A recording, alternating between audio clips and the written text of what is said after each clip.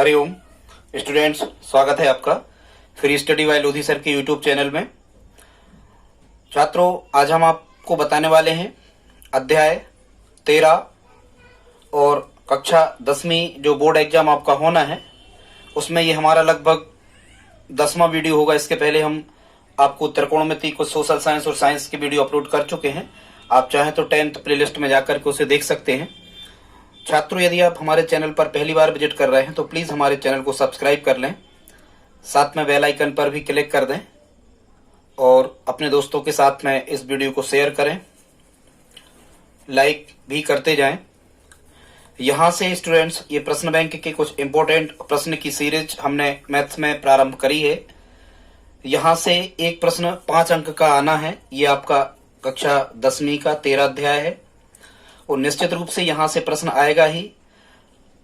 प्रश्न बैंक जो बोर्ड से जारी हुए हैं उनमें ये 5 प्रश्न हैं। आज हम इन्हीं 5 प्रश्नों को पूरा करवाने वाले हैं। स्टूडेंट्स, यदि आप इस वीडियो में हमारे साथ अंत तक बने रहते हैं तो निश्चित रूप से आप इन सभी प्रकार के प्रश्नों को बड़ी आसानी से कर पा रहे होंगे और आपके 5 अंक तय हो सकते हैं यदि आप अंत तक इस वीडियो में हमारे साथ बने रहते हैं तो। और आप हमारी प्लेलिस्ट में जाकर के 10th के अन्य वीडियो भी हमने अपलोड किए हैं, आप प्लेलिस्ट में जाकर के देख सकते हैं। तो आइए प्रारंभ करते हैं। स्टूडेंट्स, ये क्वेश्चन हमने फर्स्ट लिया है प्रश्न बैंक में, जो इंपॉर्टेंट प्रश्नों की सीरीज दी गई है उसमें से। कह रहे हैं दो घनों जिनमें से प्रत्येक घन का आयतन 64 घन सेंटीमीटर है। सबसे पहले तो स्टूडेंट्स क्या करना होता है, अच्छा देखो हमें निकालना क्या है। कह रहे हैं इस प्रकार प्राप्त ठोस घनाभ का पृष्ठीय क्षेत्रफल। स्टूडेंट्स, आपको निकालना है घनाभ का पृष्ठीय क्षेत्रफल, और जैसा कि आपको पता है घनाभ का जो पृष्ठीय क्षेत्रफल होता है ये होता है 2 कोष्टक में AB धन BC धन CA। ये है स्टूडेंट्स घनाभ के पृष्ठीय क्षेत्रफल का सूत्र।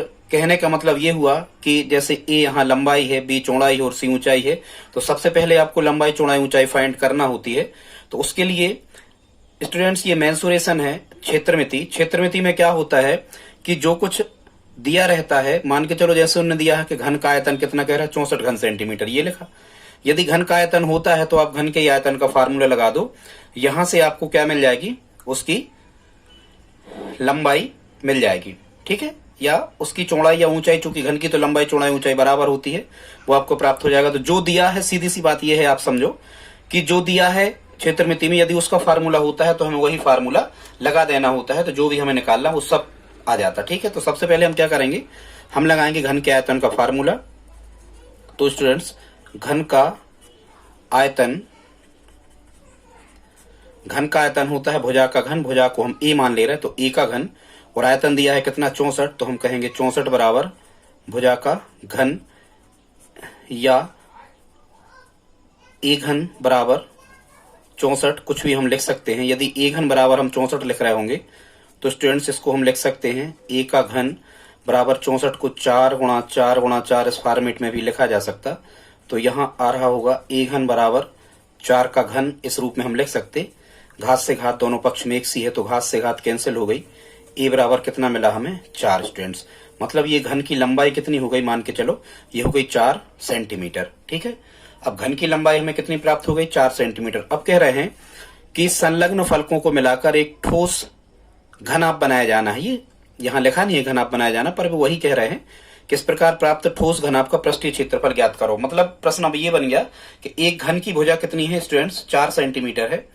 इस भुजा से इस घन से क्या बनाया जाना है, घनाभ बनाया जाना है। तो उस घनाभ का पृष्ठीय क्षेत्रफल ज्ञात करो। तो हमने अभी आपको बताया था कि घनाभ में लंबाई चौड़ाई और ऊंचाई होती है। तो स्टूडेंट्स आपको ध्यान रखना है, यदि 2 घनों को जोड़ करके, ठीक है, यदि 2 घनों को जोड़ करके, कह रहे हैं 2 घन है, 2 घनों को जोड़ करके यदि हमें घनाभ बनाना है तो इसमें क्या होता है, जरा ध्यान से सुनना आप, कि 2 भुजाएं एक सी रहती हैं, एक भुजा कुछ भी बदल जाती है, ठीक है।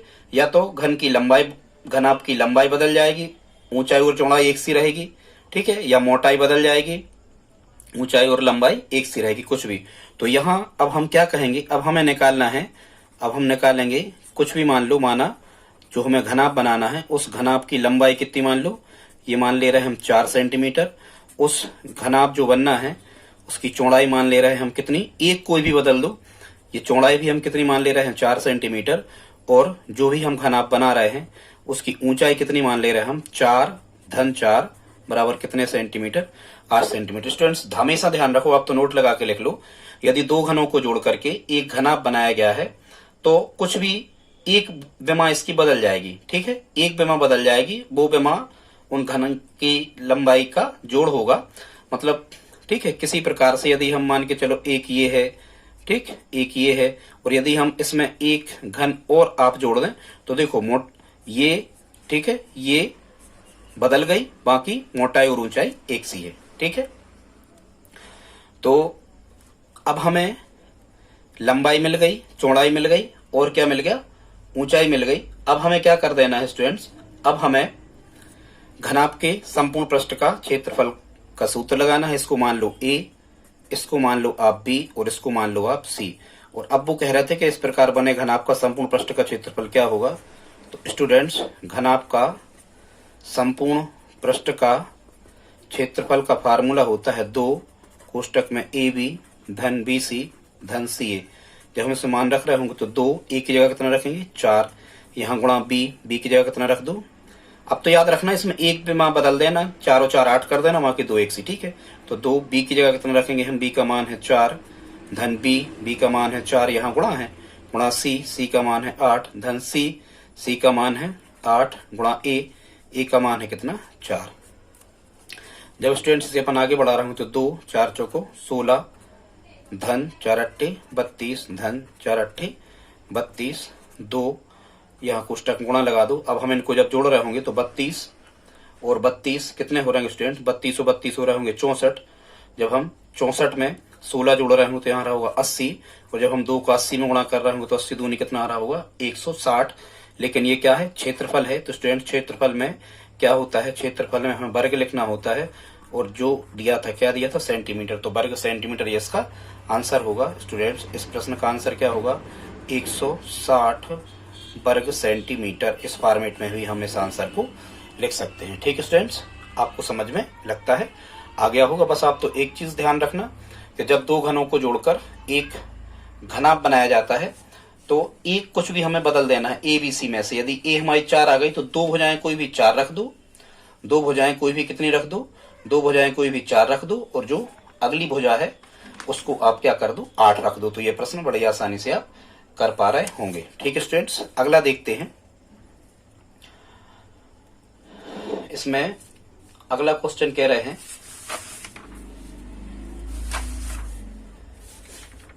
अब इसको ले लेते हैं। कह रहे हैं इसको आप 2 समझना, क्वेश्चन नंबर 2 ऐसा आप समझ सकते हो। इसमें स्टूडेंट्स कह रहे हैं क्रमशः 6 सेंटीमीटर, कह रहे हैं क्रमशः 6 सेंटीमीटर 8 सेंटीमीटर 10 सेंटीमीटर त्रिज्याओं वाले 3 ठोस गोलों को पिघलाकर एक बड़ा गोला बनाया गया है। इस गोले की त्रिज्या ज्ञात करो। कौन से गोले की त्रिज्या ज्ञात करना है हमें, बड़े गोले की। स्टूडेंट्स ध्यान रखना, क्षेत्रमिति में ये होता है कि आप मान के चलो, बहुत बड़ा मान के चलो आपके पास मिट्टी का गोला था, तो उस मिट्टी के गोले में जितनी भी मिट्टी लगी थी वो था उसका आयतन। अब हमने उस बड़े मान के चलो, हाँ छोटे छोटे गोले थे इसमें, ऐसा कह रहा है छोटे छोटे मिट्टी के लौंदे या गोले आपके पास में 3 थे। यदि हमने तीनों को मिला दिया है गीला करके, तो आप खुद बताओ पिघला कर या गीला करके, तो मिट्टी तो उतना ही रहेगी। मिट्टी मतलब कोई पदार्थ जितनी सामान से मिलकर बना होता है वो उसका क्या कहलाता है, आयतन। मतलब स्टूडेंट्स यदि ये पिघलाने वाले प्रश्न है तो किसी एक आकृति को पिघला के जब दूसरी आकृति बनाई जाती है तो हमेशा ये नियम है, आप लिख करके रख लो, जब एक आकृति को गलाकर या पिघलाकर कोई दूसरी आकृति में बदला जाए तो उनके आयतन बराबर लिख दिए जाते हैं। ये सिद्धांत है, क्योंकि आयतन उनका बराबर रहता है, जितने पदार्थ से मिलकर जो चीज बनी होती है वो पदार्थ उतना ही होता है, तो हमें आयतन बराबर लिख देना है, ठीक है स्टूडेंट। तो यहाँ 3 गोले थे, 3 गोलों को पिघलाकर एक बड़ा गोला बनाया गया और बड़े गोले की त्रिज्या हमें ज्ञात करना है। छोटे की त्रिज्या मान ले रहे हैं हम, छोटे गोले की R1 बराबर कितनी दी है यहाँ 6 सेंटीमीटर, फिर R2 बराबर कितना दिया है मान चलो 8 सेंटीमीटर, और R3 बराबर कितना दिया है 10 सेंटीमीटर, ठीक है। इन 3 ठोस गोलों को पिघलाकर एक बड़ा गोला बनाया गया। इस प्रकार बड़े गोले की त्रिज्या ज्ञात कीजिए। तो हम ज्ञात कर रहे हैं, यहां हम लिख ले रहे हैं कि बड़े गोले की त्रिज्या कैपिटल R मान रहे हैं बराबर प्रश्नवाचक चिन्ह। तो आप यहां जब जमाओगे तो आप इसको लिखोगे पहले गोले का आयतन पहले गोले का आयतन धन आप लिखोगे यहाँ, दूसरे गोले का आयतन धन आप यहाँ लिखोगे, तीसरे गोले का आयतन। इन तीनों गोलों को पिघला कर क्या बनाएगा स्टूडेंट्स? बड़ा गोला। तो यहाँ आप लिखोगे बड़े गोले का आयतन। और जैसा कि आपको पता हो, चाहे छोटा हो चाहे बड़ा हो, गोले के आयतन का फार्मूला होता है 4/3 पाई आर घन। पहले का भी इतना ही होगा, दूसरे का भी होगा 4/3 पाई आर घन, और तीसरे का भी होगा उतना ही 4/3 पाई आर घन, बराबर बड़े का भी होगा 4/3 पाई, और बड़े की त्रिज्या हमने आर मानी तो R1। इनको हमने 1, 2 और 3 माना था। आप स्टूडेंट्स यहाँ से चाहें तो 4/3 पाई इन तीनों में है धन के बाद, तो आप यहाँ से 4/3 पाई का मान ले सकते हैं। यहाँ मिल जाएगा R1 का घन धन R2 का घन धन R3 का घन, वो बराबर मिल जाएगा यहाँ 4/3 पाई आर घन। स्टूडेंट्स यदि यहाँ बराबर लगा है और यहाँ गुणा है तो 4/3 पाई से 4/3 पाई ये कैंसिल आउट हो जाते हैं, इससे कट जाते हैं, क्योंकि मान के चलो ये x है, जब आप इसका मान निकाल रहे हो तो 4/3 पाई इसके बट्टी में जाएंगे तो कट जाएंगे, तो यहीं काट दिया। अब मान रख दो R1 कितना था हमारे पास 6, तो यहाँ हम लिख रहे होंगे 6 का घन धन R2 कितना था 8, तो 8 का घन धन R3 कितना था 10, तो यहाँ लिख रहे होंगे हम 10 का घन, और बराबर कैपिटल R का घन। जब हम इसको सिंप्लीफाई करेंगे 6 × 36 चक्के कितना आएगा 216, 8 × 64 8 यहाँ आ रहा होगा 512, वो 10 धाम 100 धाम कितना आ रहा होगा यहाँ पर 1000, बराबर आर घन। आप इनको जोड़ना 216 512 और 1000, जो हो गए 5 और 2 7, 1700 16 बार 28 1728, यहाँ होगा स्टूडेंट 1728 बराबर आर का घन, या इसे हम लिख सकते हैं आर का घन बराबर 1728, या हम लिख सकते आर का घन आप 12 गुणा 12 गुणा 12 करके देखना, 12 12 में 144, 144 12 में 1728, तो इसको हम लिख सकते हैं आर घन बराबर 12 का घन, यहाँ घन से घन कैंसिल, और आर बराबर कितना आ रहा होगा 12, और ये भुजाएं काय में दी थी? भुजाएं दी थी स्टूडेंट सेंटीमीटर में, तो यहाँ लिख देंगे हम सेंटीमीटर। तो बड़े गोले की जो त्रिज्या आ रही होगी वो स्टूडेंट्स कितनी आ रही होगी? वो आ रही होगी 12 सेंटीमीटर। ये इसका आंसर हो जाएगा। यदि ये सेंटीमीटर में दी थी तो सेंटीमीटर हमें कुछ भी नहीं बदलना है। ठीक है स्टूडेंट्स, अगला क्वेश्चन देखते हैं। अगला जो आपके प्रश्न बैंक में अगला जो क्वेश्चन दिया है तीसरा, वो ये रहा। इसमें कह रहे हैं स्टूडेंट्स 1 सेंटीमीटर व्यास वाली 8 सेंटीमीटर लंबी तांबे की एक छड़ को एक समान चौड़ाई वाले 18 मीटर लंबे तार के रूप में खींचा गया है, तार की मोटाई ज्ञात कीजिए। सबसे पहले तो आप ये देख लो स्टूडेंट्स कि ये तार होता है, और तार की जो मोटाई कहलाती है, जरा ध्यान से सुनना, तार की जो मोटाई कहलाती है ये कहलाता है तार का व्यास। तार की मोटाई मतलब ये वाली, और ये क्या है? गोलीय सिरे का व्यास है। आप समझ पा रहे हैं? तो हमें क्या निकालना है? कुल मिला के तार का व्यास निकालना है। तो यदि हम त्रिज्या निकाल लें, मतलब यहां से यहां तक की दूरी निकाल लें, तो हम 2 का कर देंगे बाद में गुणा, तो हमें क्या फाइंड हो जाएगा? इसकी त्रिज्या प्राप्त हो जाएगी। तो सबसे पहले तो ये देखो कि ये क्या है, आकृति देखो कि आकृति है क्या। तो इसमें कह रहे हैं कि तांबे की एक छड़, तो तांबे की छड़ देखो, छड़ यही है, मान के चलो छड़ कैसी होती? हमेशा कभी भी स्टूडेंट आपको छड़ लिखा जाए तो आप समझना कि छड़ का मतलब ये है कि वो क्या है? बेलन है। छड़ माने बेलन है। और तार, यहाँ पर बाद में तार लिखा है, तो तार भी क्या है? तार भी स्टूडेंट्स बेलन है। तो क्या दिया है देख लो, 1 सेंटीमीटर व्यास वाली 8 सेंटीमीटर लंबी तांबे की छड़, मतलब आपको दिया क्या है उसको लिखना चालू करो। पहले क्या दिया है उन्होंने? छड़ का व्यास। तो छड़ का व्यास कितना दिया है? छड़ का व्यास दिया है 1 सेंटीमीटर। तो छड़ की त्रिज्या निकालो पहले। तो छड़ की त्रिज्या कितनी होगी? तो छड़ की त्रिज्या होगी स्टूडेंट्स 1/2, माने व्यास की आधी होती। हाँ, यदि व्यास दिया है, हमें त्रिज्या चाहिए, तो त्रिज्या कितनी होगी इसकी? 1/2 होगी छड़ की क्या? त्रिज्या। ठीक है, फिर क्या कह रहे हैं? हाँ, और 8 सेंटीमीटर लंबी, मान के चलो यदि लंबाई कह रहे हैं छड़ की, मान के चलो ये कोई हमने एक छड़ बना दी। छड़ कैसी है? बेलन। यदि लंबाई स्टूडेंट्स, वो लंबाई यदि कह रहे हैं, तो लंबाई कितनी कह रहे हैं? वो लंबाई कह रहे हैं 8 सेंटीमीटर। ये है 8 सेंटीमीटर, तो ये उसकी ऊंचाई कहलाएगी। ठीक है, तो छड़ की ऊंचाई मतलब छड़ का जो बेलन है इसकी ऊंचाई उनने हमें कितनी दे दी है?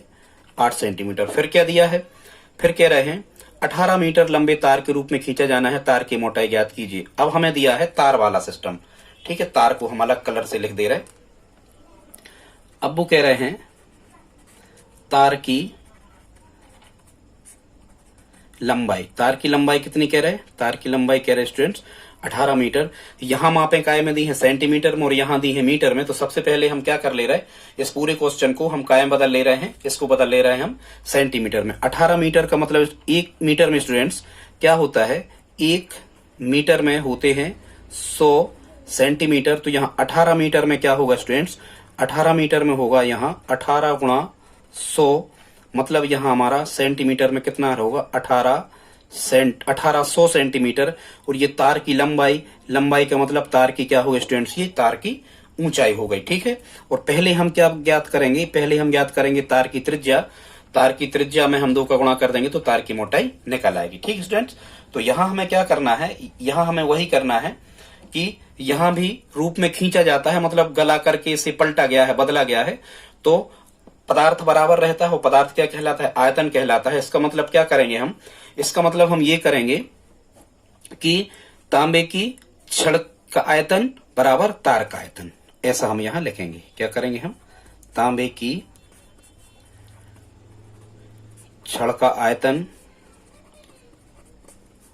बराबर क्या लिखेंगे हम, तार का आयतन। और चाहे तांबे की छड़ हो चाहे तार हो, ये बेलनाकार होते हैं। और स्टूडेंट बेलन का आयतन होता है पाई आर स्क्वायर एच, बराबर भी यहां हम लिखेंगे पाई आर स्क्वायर एच। यहाँ पाई पाई दोनों पक्षों में तो काट दिया करे, ये नियम है, क्योंकि जब हम आर स्क्वायर एच का मान निकालेंगे तो पाई यहां आ जाएगा बटे में, तो यहीं काट दो।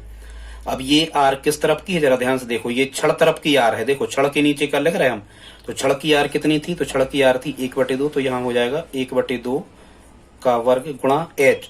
छड़ की ऊंचाई कितनी थी 8 सेंटीमीटर, तो यहाँ हो जाएगा 8 बराबर आर स्क्वायर। ये तार की त्रिज्या है, देखो तार के आयतन के नीचे आर स्क्वायर लिखा है, तो तार की त्रिज्या तो हमें ज्ञात ही करना, तो आर स्क्वायर ज्यों कहते हो गुणा एच, मतलब तार की लंबाई। तार की लंबाई कितनी थी स्टूडेंट 1800 सेंटीमीटर, तो यहाँ हम कितना लिख रहे होंगे 1800 सेंटीमीटर। जब अपन इसे सिंप्लीफाई कर रहे होंगे तो यहाँ आ रहा होगा 1/2 गुणा 1/2, मतलब यहाँ आएगा कितना 1/4, कितना आएगा स्टूडेंट्स 1/4, और गुणा कितना 8 बराबर यहाँ आ रहा होगा 1800 आर स्क्वायर। जब हम गुणा करेंगे 4 से 8 कितनी बार कट गए, 2 बार, तो यहाँ हमें कितना मिल रहा होगा 2 बराबर मिल रहा होगा 1800 आर स्क्वायर, ठीक है। या हम पूरे को इस तरफ भी लिख सकते, इसको स्टूडेंट्स हम ऐसा भी कह सकते, हम कहेंगे 1800 आर स्क्वायर बराबर कितना 2, तो आर स्क्वायर बराबर कितना आ रहा होगा, यहाँ आर स्क्वायर बराबर आ रहा होगा 2 बटे कितना 1800। जरा ध्यान से सुनना, जो आर स्क्वायर अज्ञात राशि के साथ जो संख्या होती है वो हमेशा बटे में जाती है। तो यहाँ आर स्क्वायर बराबर कितना मिल रहा होगा, 2 से जब हम ये 1800 काट रहे होंगे तो 2 एकम 2, और 2 से ये कट गए 900, तो आर स्क्वायर बराबर कितना मिल रहा होगा स्टूडेंट्स 1/900 मिल रहा होगा आर स्क्वायर का मान।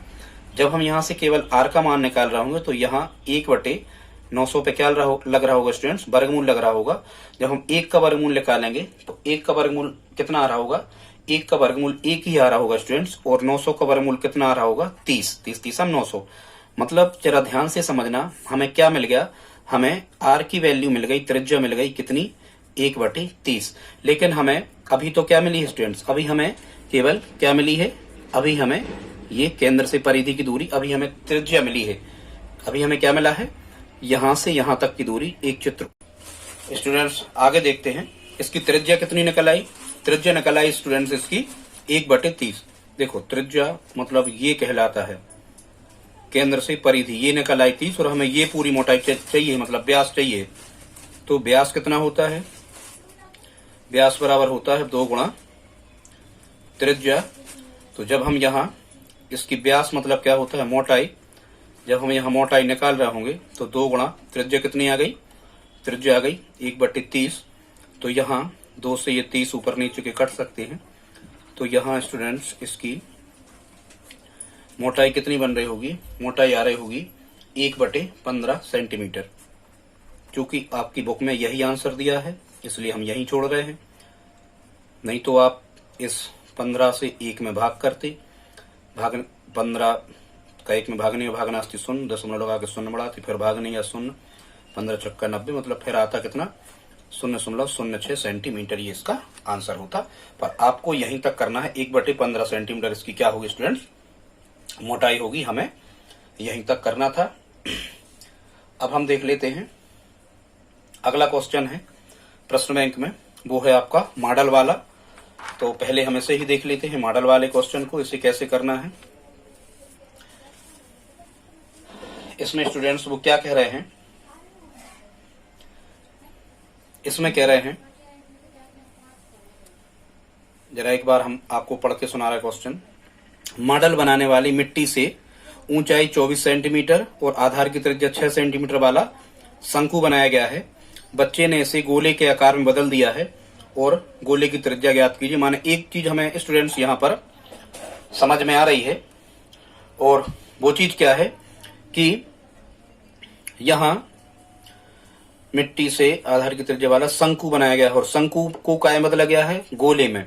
मतलब जरा ध्यान से सुनना, पहले क्या बनाया था, पहले बनाया था इसका शंकु, ठीक, उस शंकु को चेंज करके क्या बना दिया गया, इसका गोला बना दिया गया। मतलब शंकु में जितना पदार्थ लगा था गोले में भी उतनी पदार्थ होगा, मतलब आयतन बराबर होंगे। एक बात तो तय है। तो सबसे पहले हम लिख लेते हैं हमारे लिए क्या इसमें दिया है। तो क्या दिया है, मॉडल बनाने वाली मिट्टी से ऊंचाई 24 सेंटीमीटर, शंकु की ऊंचाई है 24 सेंटीमीटर, ये हम लिख ले रहे हैं पहले।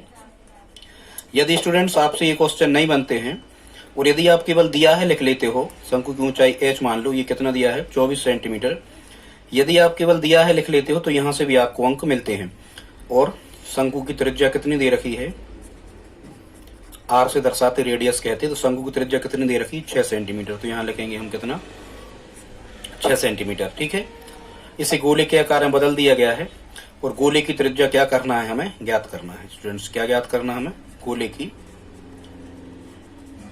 त्रिज्या r मान लो, गोले की त्रिज्या r अज्ञात हमें ज्ञात करना है। और इसमें भी ये पूरे के पूरे क्वेश्चन स्टूडेंट्स पिघलाने या गलाने वाले हैं, तो हमें आयतन ही बराबर रखना है, हमेशा याद रखो।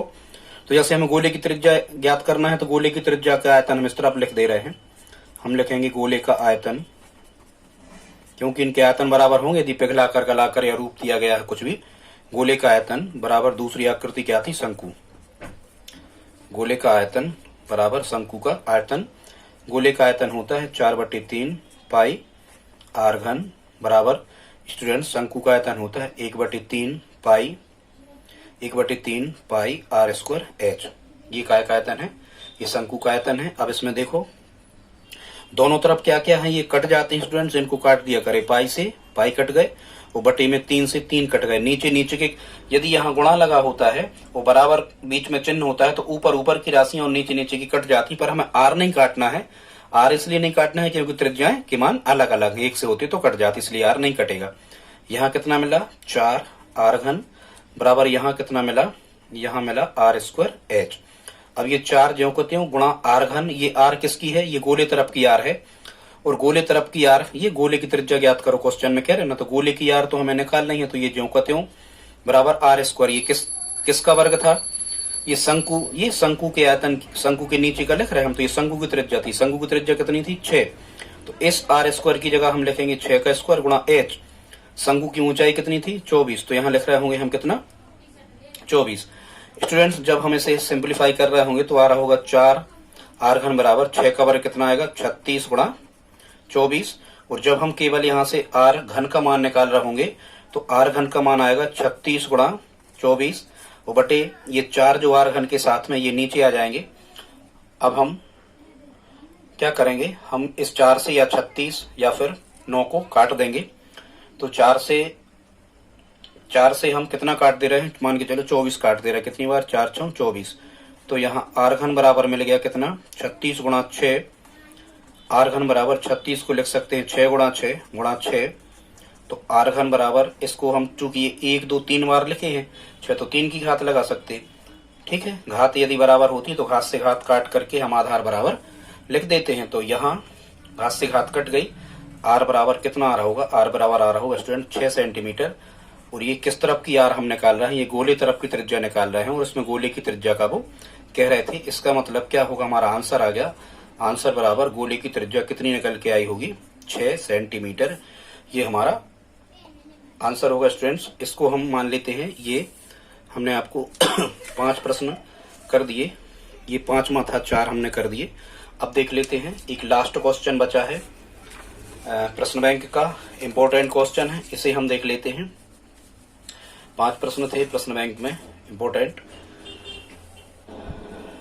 देखते हैं अगला क्वेश्चन। इसमें स्टूडेंट्स कह रहे हैं, और ये हमारा कौन सा क्वेश्चन होगा, शायद ये 6वां या 5वां होगा, देख लेना आप प्रश्न बैंक में, जो भी हो इम्पोर्टेंट है, 5वां होगा, देखना आप, ठीक है। 1 2 3 देख लेना जो भी हो। क्या कह रहे हैं, त्रिज्या 4.2 सेंटीमीटर वाले धातु के गोले को पिघलाकर, मतलब दिया है, लिखना चालू करो, इस पे अंक मिलते हैं।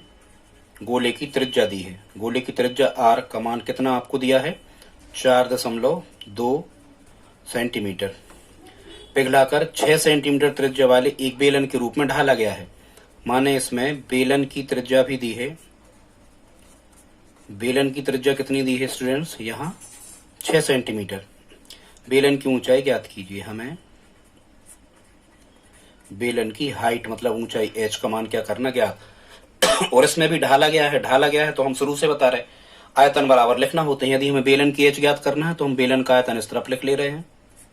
बेलन का सब सेंटीमीटर में कुछ नहीं बदलना, बेलन का आयतन बराबर दूसरी आकृति क्या थी, गोला, तो बेलन का आयतन और गोले का आयतन बराबर होगा यदि पिघलाया गया है तो, क्योंकि पदार्थ तो एक सही लगा होगा सब में। तो बेलन का आयतन अब मान रख दो, बेलन का आयतन होता है पाई आर स्क्वायर एच और गोले का आयतन होता है 4/3 पाई आर घन। पाई से पाई दोनों तरफ के कैंसिल कर दो, आर स्क्वायर एच। बेलन की त्रिज्या कितनी थी, बेलन की त्रिज्या यहाँ 6 कह रहे, तो 6 का वर्ग गुणा बेलन की एच ज्ञात करना, तो इस एच को अज्ञात है, ये ज्यों का त्यों चलने दो, बराबर 4/3 गुणा आर घन। आर घन मतलब किसका घन, तो स्टूडेंट्स ध्यान रखना, आर घन माने 4.2 का घन, 4.2 हम स्टूडेंट्स कितनी बार लिख रहे होंगे, 3 बार लिख रहे होंगे, या पहले मान रख दो 4.2 का घन।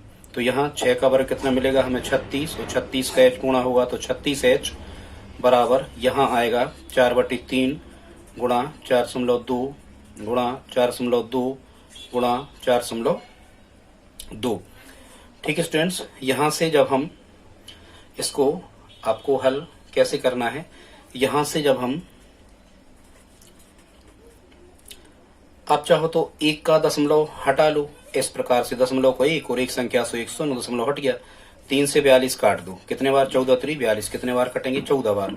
तो यहाँ हमें कितना मिल रहा होगा स्टूडेंट्स, यहाँ हमें मिल रहा होगा 4 गुणा 14 गुणा 4.2 गुणा 4.2 और सबके बटे यहाँ कितने मिल रहे होंगे, सबके बटे यहाँ चल रहा होगा 10।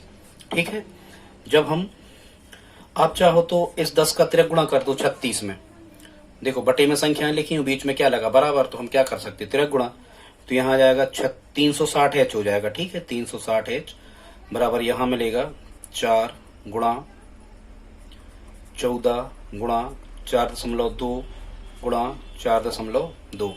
स्टूडेंट्स यहाँ से जब हम h का मान निकाल रहे होंगे, केवल h का, तो ये आ जाएगा 4 गुणा 14 गुणा 4.2 गुणा 4.2 वो बटे ये 360 h के साथ थे, तो ये कहाँ आ जाएंगे स्टूडेंट्स, ये आ जाएंगे नीचे। ठीक है, अब हमें क्या करना है, इनको कैंसिल आउट करना है। कैंसिल आउट आप कैसे कर सकते हो, कई तरीके होते हैं। एक काम तो हम ये कर सकते हैं कि 4 से 360 काट दो।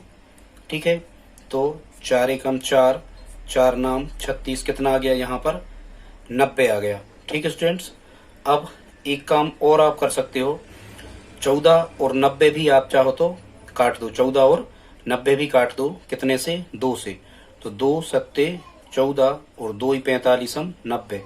मतलब अब क्या बचा वो लिख लो, एक ही बार नहीं करो पूरा। h बराबर यहाँ 1 था, यहाँ कितने बचे 7 गुणा 4.2 गुणा 4.2 और बटे यहाँ कितना चल रहा है स्टूडेंट्स, यहाँ चल रहा है 45। अब हम क्या करेंगे, रफ कार्य कर लेते हैं हम। 4.2 का 4.2 में गुणा करेंगे, फिर जितना आएगा उसका 7 में गुणा करेंगे और फिर हम 45 से करेंगे भाग। तो देखो रफ कार्य हम यहाँ कर दे रहे हैं, रफ कार्य हम अलग कलर से कर ले रहे हैं। क्या करना है हमें, 4.2 का 4.2 में करना है हमें गुणा। ठीक है स्टूडेंट्स, तो कैसे करोगे हम बता दे रहे हैं। 4.2 का 4.2 में गुणा, पहले 2 का करो, 2 दूनी 4, फिर 2 चौको 8। ठीक है, यहाँ गुणा लगाओ, फिर 4 दूनी 8, 4 चौको 16, 4 8 और 8 16 की 6, यहाँ सिलाई 1 6 और 1 7, 1764 और इकाई से 1 और 1 2 बार दशमलव लगाओ, मतलब 17.64। अब आपको क्या करना है, जो ये यहाँ आपको क्या मिल गया, एक स्टेप और देखो, और हम लिख सकते हैं यहाँ स्टूडेंट्स हमें मिल गया h बराबर 7 गुणा 17.64, वो बटे कितने आ रहे हैं, यहाँ पर बटे चल रहे हैं नीचे 45। अब 17.64 में कितने का गुणा करेंगे हम, 17.64 में हम 7 का गुणा करेंगे और 45 से क्या कर रहे होंगे, भाग। तो 17.64 में कर दो 7 का गुणा, यहाँ हम कर रहे हैं 7 चौक 28 की 8, हंसलाई 2, 7 छूं 42 और 2 44 की 4, हंसलाई 4, 7 7 49 और 4 53 की 3, हंसलाई 5, 7 एकम 7 और 5 कितने 12। इकाई से 2 बाद लगा दो दशमलव, तो इकाई से 2 बाद जब दशमलव लगा रहे होगे स्टूडेंट्स, इसके बाद से यहाँ देखना, तो यहाँ देखो हम लिख रहे होंगे h बराबर कितना मिल रहा होगा, 17.64 का जब हमने 7 में गुणा किया तो ये आया है 123.48 और बटे कितना 45। अब स्टूडेंट्स हम क्या कर रहे होंगे, अब हम आपको बता दे रहे हैं, अब हम रफ पर भाग कर रहे होंगे 45 का 123.48 में। ठीक है स्टूडेंट्स, ये हम करके बता रहे हैं, 123.48 में 45 से भाग करना है। 123.48 में कितने से भाग करना है हमें स्टूडेंट्स, कितने से भाग करना है, 45 से भाग करना है। तो सबसे पहले तो 123 45 3 ज्यादा हो रहा है, तो 45 दूनी करेंगे तो 90, 3 12 में से और 9 गए, कितने बचे 3 बचे। ठीक है, यहाँ 123 हमने लिए थे 3, तो यहाँ क्या लग जाएगा दशमलव, क्योंकि यहाँ लगा दशमलव, फिर यहाँ उतारेंगे हम 0। अब हम करेंगे 45 का दूनिया 6 बार बनाओ, 7 का करके देखो, 7 पंचे 35 की 5, हंसलाई 3, 7 28 3 31 315। हाँ, यहाँ 330 और यहाँ 315, तो 315 सही है, 8 में ज्यादा हो जाएंगे तो 45 7 315। ठीक है स्टूडेंट्स, बस 2 अंक तक रहने दो, या घटाओ तो यहाँ कितना बचेगा 15 बचेगा, फिर एक 0 बढ़ाते जाओ हर बार, तो 45 का दुनिया पढ़ो कि 150 से ज्यादा ना हो। ठीक है, तो 45 3 रहने दो, 2.7 तक आ रहा है। तो इसका जो आंसर आ रहा होगा स्टूडेंट्स, इसका जो आंसर आ रहा होगा जब हम 123.48 और 45 से भाग कर रहे होंगे, तो ये आ रहा होगा 2.7 और सब मापें काय में थी स्टूडेंट, सेंटीमीटर में थी। इसका मतलब इसका जो आंसर मिल जाएगा हमें, इसका जो आंसर मिल जाएगा ये मिल जाएगा 2.7 सेंटीमीटर। ये हमारा आंसर हो स्टूडेंट्स। हमने ये 5 के 5 क्वेश्चन जो आपके प्रश्न बैंक बोर्ड से जारी हुए हैं उनमें थे सभी इंपॉर्टेंट थे, हमने सभी बता दिए। यदि आज का वीडियो आपको अच्छा लगा तो प्लीज कमेंट बॉक्स में लिख के आप जरूर बताएं और अपने दोस्तों के साथ शेयर करें। जिस भी विषय की वीडियो आप हमसे चाहते हैं, मैथ्स में जहां के चाहते हो, सोशल साइंस में, साइंस में, इंग्लिश में, जो भी चीज आप हमसे पढ़ना चाहते हो, प्लीज हमें कमेंट बॉक्स में लिख करके आप भेजें। हम अगले ही दिन आपको वो चीज ला देंगे। मिलते हैं अगली वीडियो में, धन्यवाद।